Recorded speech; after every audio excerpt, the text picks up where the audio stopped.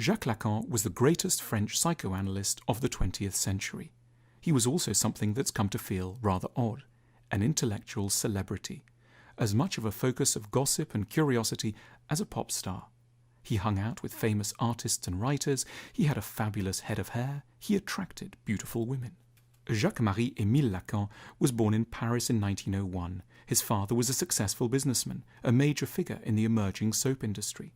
His mother was a pious Catholic. His elder brother became a Benedictine monk, but Lacan stopped believing in God at a young age. He became obsessed instead with philosophy and mathematics. At the age of 15, he wallpapered his bedroom with pages torn from Spinoza's Ethics. At university, he studied medicine and specialized in psychiatry. Lacan wrote many essays and published transcripts of the seminars he gave. He liked to present his ideas in highly complex ways and often deployed mathematical equations and diagrams. He didn't write very clearly, but beneath the complex surface, Lacan made some extremely useful additions to our understanding of ourselves. Lacan was deeply interested in an event that occurs in the life of every child, the first time that they recognize themselves in a mirror. They have the hugely distinctive and strange experience, which no dog or chicken has ever had, of looking at their own reflection and thinking, that is me? Crucially, the moment, which Lacan called the mirror phase, can feel very unsettling because the face in the mirror doesn't necessarily look as we feel. Inside, we are a formless, continuous stream of consciousness made up of speeding thoughts, desires, and images. We are polysexual, chaotic, ever-changing, and ambivalent to the core. But on the outside, we seem like a more or less stable entity with composed and symmetrical features that betray almost nothing of what's going on within. We have only words to try to transcend the gap, and most of the time they fail to do justice to our real intentions.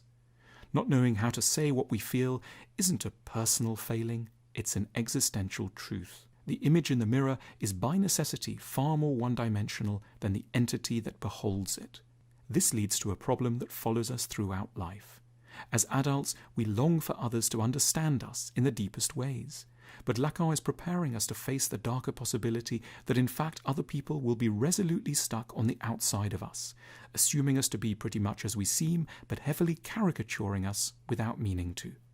We're understandably reluctant to accept this loneliness and are consequently very concerned to control the external appearances that we present.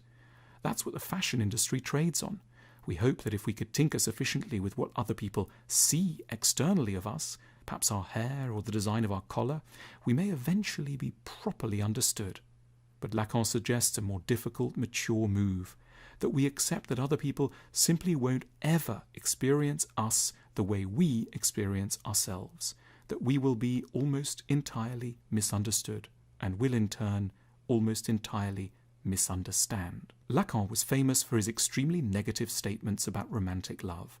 There is no such thing as a sexual relationship. Men and women don't exist. And most dramatically, man knows nothing of woman and woman knows nothing of man.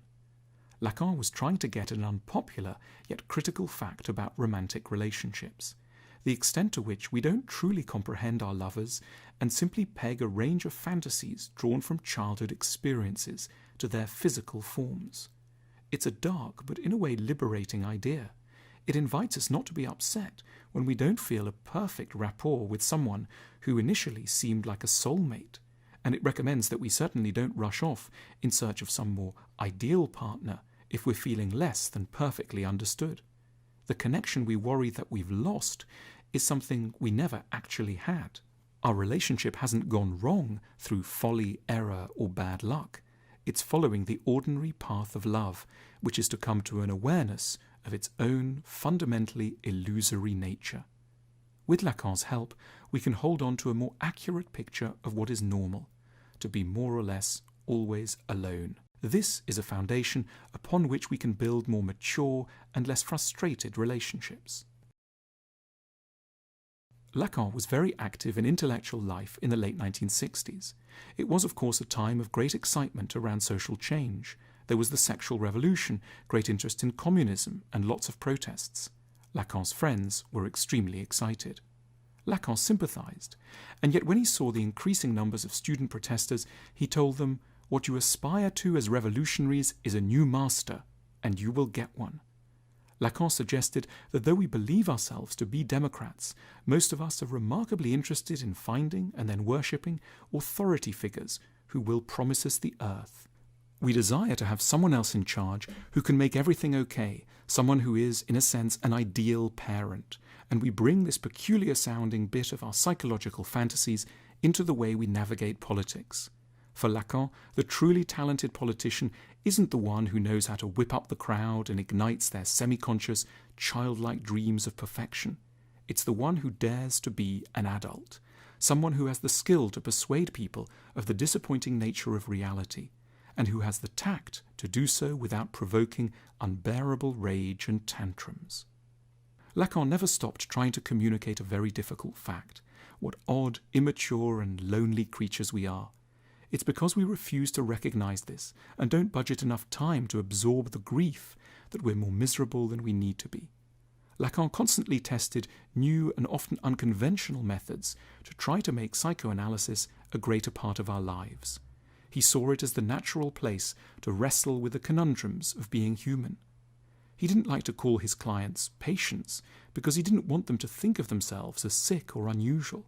The only qualification for coming to analysis was to be human. Lacan thought a session could be quite short, sometimes just 5 minutes, if that's how one happened to be feeling. He even allowed his barber and pedicurist to visit while he was conducting analytic sessions. He wasn't doing this to be provocative, but rather because he was interested in exploring how insights might be delivered in a more relaxed way, so that they could reach many more people. Lacan was unafraid of mixing intellectual truth with worldly success, and thought it was just as important to influence politicians, artists, and everyday people as it was to teach philosophers or psychoanalysts. He continued to lecture around the world right up until his death at the age of 80. Though an atheist, Lacan had occasionally spoken of a wish to have a grand Catholic funeral, ideally either in Venice or Rome, but it wasn't to be. He was buried quietly near his country house in the modest village of Guitrancourt, not far from the northeastern suburbs of Paris. Lacan had big ambitions for psychoanalysis. He hoped that it might transform the most powerful collective bodies of the era, like the Catholic Church and the Communist Party, and liberate them from some of their errors. He believed that in the future, psychoanalysis would become widespread and normal, ingrained in the way people think, a part of the business of ordinary life. It's an important project, and we're still at it today.